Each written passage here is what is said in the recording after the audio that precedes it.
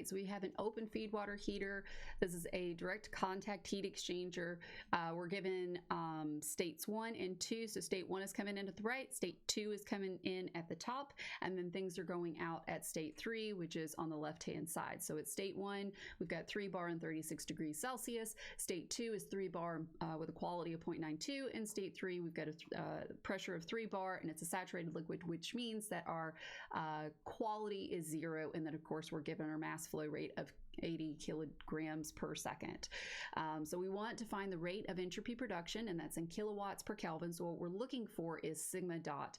And the typical assumptions that we make for a heat exchanger is steady state, Q dot is equal to 0, W dot's equal to 0, and the changes in kinetic and potential energy are equal to 0. So we'll kind of come back to where we make those assumptions, or when we make those assumptions, or where those assumptions came into play as we get to them.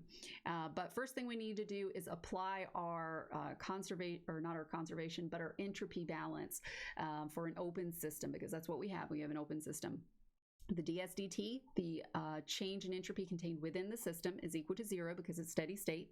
That next term, the summation Q dot over T, so that's the rate of entropy transferred by heat transfer. Q dot's equal to 0, so the rate of entropy transferred by that Q dot is also equal to 0. And so all we're left with is sigma dot is equal to the sum of the stuff going out, the sum of the m dot s is going out, minus the sum of the m dot s is going in. I've got one outlet, and of course I've got 2 inlets. Now I am going to get rid of one of those unknown variables by putting it in terms of some other stuff, right? So I'm going to apply my conservation of mass. M dot 3 is equal to M dot 1 plus M dot 2. And then I'm just going to replace that M dot 1 with M dot 3 minus M dot 2. And that's just going to eliminate one of those variables and make my equation a little bit more simple. I can go ahead and get the S value. So at state 1, you can verify this at 3 bar and 36 degrees Celsius. You can verify in table A2 or table A3, your saturated tables for water, that you are indeed compressed. You can go to your compressed tables, which are in table A5, but you will see that the lowest pressure that those tables go to is 25 bar, and you're at 3 bar. So what we're going to do is we're going to make a compressed liquid approximation, the S sub F at T, which is 0.5188 kilojoules per kilogram K, and you're getting that in table A2. S2, you're going to use your quality to calculate what that is, and you're going to pull those S sub F and that S sub G value, you're going to pull that out of table A3 at 3 bar. And then state 3, of course, you've got a saturated liquid, and so this is just going to be the S sub F at 3 bar. So I can plug those numbers in. I do need to go ahead, I know M dot 3, but I don't know M dot 2, so I need something else to calculate it with. And I'm going to apply my conservation of energy for an open system. The dE dt goes away because it's steady state. Q dot and W dot go away.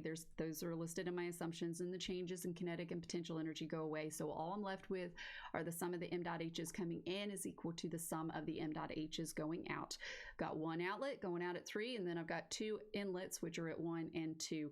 And then of course I'm going to replace that m dot 1 in my equation with m dot 3 minus m dot 2. I'll rearrange that to solve for m dot 2, and then I'm just going to pull out the property data. So I know state 1 is compressed. I'm going to make a compressed liquid approximation, H sub F at T1. You're getting that in table A2. Then I'm going to flip over to A3 and get the H sub F and the H sub G values at 3 bar. Plug those in and get my H3 value. And then finally, H3 is just the H sub F at 3 bar. And when I plug that in, I get my m dot 2. And then of course I can solve for my m dot 1, because it would just be m dot 3 minus m dot 2, 80 minus 13.68. And I can plug that into my equation for sigma dot, and I get a sigma dot of 9.51 kilowatts per Kelvin. All right, well, I hope that was helpful. Thank you for watching, and let me know if you have any questions.